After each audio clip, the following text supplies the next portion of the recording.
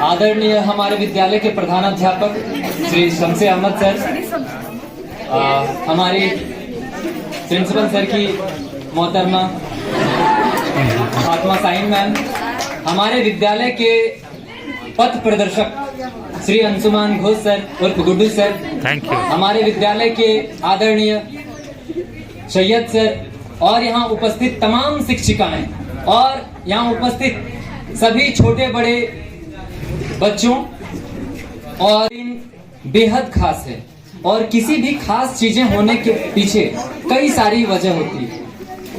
उन इतना वक्त तो नहीं कि आज मैं उन सभी वजहों को गिना पाऊं, लेकिन उन खास वजहों में से सबसे बड़ी खास वजह यह है आज के दिन का महत्वपूर्ण होने के पीछे कि आज हमारे विद्यालय जिन्होंने 10 सालों से आपको सींचा, आज एक ऐसे मुकाम पे आज आप खड़े हैं जहां पे अब से आप अपना जीवन के महत्वपूर्ण निर्णय खुद से लेने में सक्षम हैं। हम हमेशा अपने जिंदगी में आगे बढ़ने के लिए कई सारे तथ्यों को सामने लाते हैं, उन तथ्यों के माध्यम से अपने जीवन में आगे बढ़ने का प्रयास करते हैं। और कुछ ऐसे भी लोग होते हैं जो हमेशा गरीबी का विलाप करते हैं, गरीबी का रोना रोते रहते हैं, अपने परिवेश को दोष देते रहते हैं कि हमारा परिवेश जो है उस ढंग का नहीं रहा, हम ऐसे परिवेश में नहीं रहे जहां पे हम आगे बढ़ने के लिए सक्षम थे।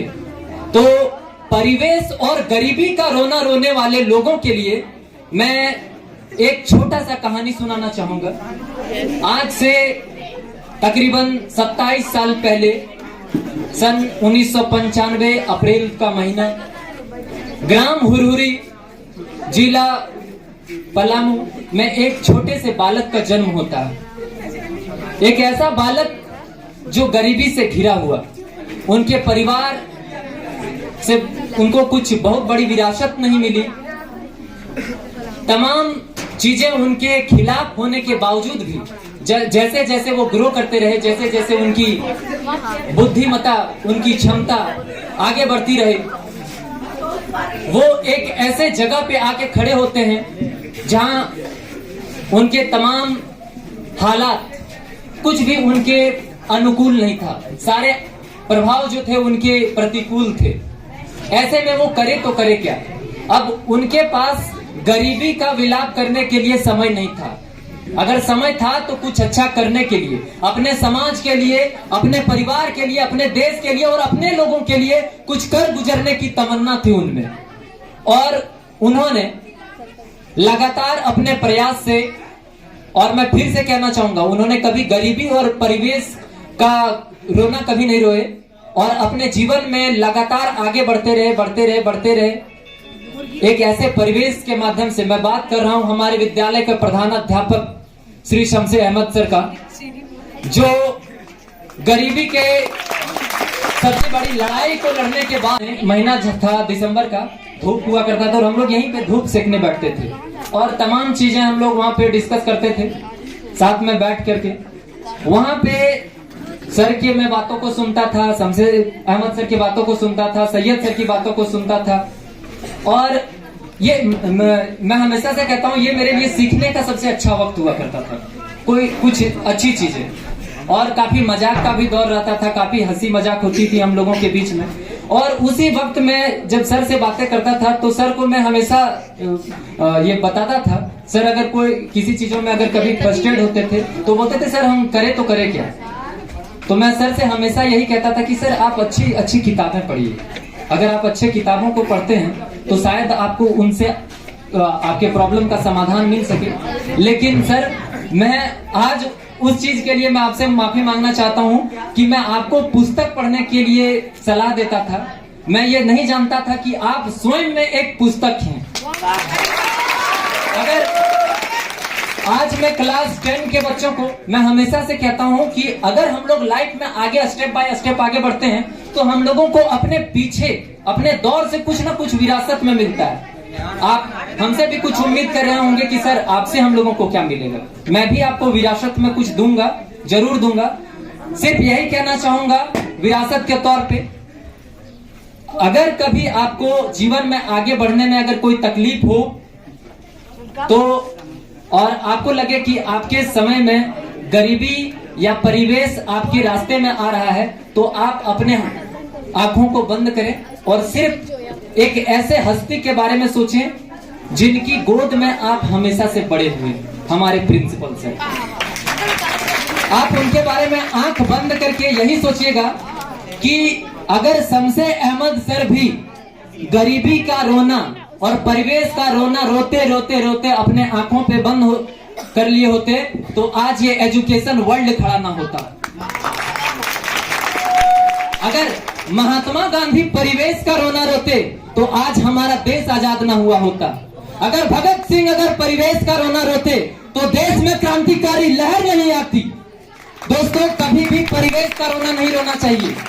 आप किस परिवेश में जन्म लिए हैं ये मायने नहीं रखता, मायने ये रखता है कि वह उस परिवेश को आप कैसे इस्तेमाल करते हैं। कभी भी परिवेश का रोना न रोए। और जब भी अगर आपको लगे कि गरीबी सबसे बड़ी चीज है, तो हमेशा मैं कहता हूं, अगर आपको लगता है कि आपका प्रॉब्लम सबसे बड़ा होता है, तो आप एक ऐसे जगह में जाएं जहां पे आपको आपके बेहतर हालत का अंदाजा हो जाएगा। अगर आपको कभी ऐसा लगे कि ईश्वर आपको सबसे खराब हालत में दिए हैं, तो आपके राज्य में, आपके शहर में एक अस्पताल है, रिम्स अस्पताल। कभी भी वहां के न्यूरो वार्ड में जाके देखिए, आपको पता चल जाएगा कि उसके जीवन में और आपके जीवन में क्या फर्क है। ईश्वर आपको सबसे बेहतर स्वास्थ्य दिए है, और एक स्वास्थ्य से बड़ा कुछ धन नहीं हो सकता। तो ईश्वर के दिए हुए उस बेहतरीन स्वास्थ्य को हम अच्छे चीजों में उपयोग करें। और मैं आप लोगों से यही कहना चाहूंगा कि कभी भी ऐसे, आज आप लोग हम लोग से दूर जा रहे हैं बस नाम मात्र का, ठीक है। हमेशा हमारे दिलों में रहेंगे, और जब तक हमारे संपर्क में रहेंगे, इतना तो जान लीजिए कि आप गलत चीजों में लिप्त नहीं होंगे, ठीक है। और मैं आप लोगों से यही कहना चाहूंगा कि आज यहाँ से आप आगे बढ़ रहे हैं। अब जीवन में आपको रोकने टोकने वाला बहुत कम होगा।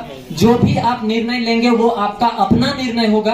तो ऐसे समय में कभी भी ऐसे चीजों में लिप्त नहीं होना है जिसके वजह से आपके देश पर, आपके परिवार पर, आपके माता पिता के नाम पर, आपके विद्यालय पर, आपके प्रधानाध्यापक के नाम पर, आपके शिक्षकों के नाम पर, और ओवरऑल आपके कौम के आगे क्वेश्चन मार्क लग जाए। ऐसा काम कभी नहीं करना, बिल्कुल नहीं। तो दोस्तों, हमेशा जीवन में आगे बढ़ने के लिए हमेशा प्रेरित रहिए। और अगर कभी आपको ऐसा लगे कि आपको किसी की जरूरत है, ठीक है, जहां पे आपको लगे कि आपके साथ खड़ा रहना चाहिए, और अगर आप कभी भी ऐसे बुरे चीजों में अगर आप फंसे रहेंगे, आपको लगेगा कि वहां से उबारने के लिए किसी की जरूरत पड़े, तो आप विद्यालय के किसी भी शिक्षक या शिक्षिकाएं या प्रधानाध्यापक के सामने कभी भी आ सकते हैं। आपके सामने हम हमेशा खड़े रहेंगे। तो कई सारी चीजें हैं आज बताने के लिए, लेकिन उतना वक्त पर्याप्त नहीं है। और भी काफी सारे शिक्षक शिक्षिकाएं हैं जिनकी आपको बातों को सुनना है, उनके मैसेज को सुनना है और जीवन में आगे बढ़ना है, तो उनको भी मौका मिलना चाहिए। फिलहाल मैं अपने वाणी को विराम देते हुए एक गीत के माध्यम से आपको कुछ कहना चाहूंगा।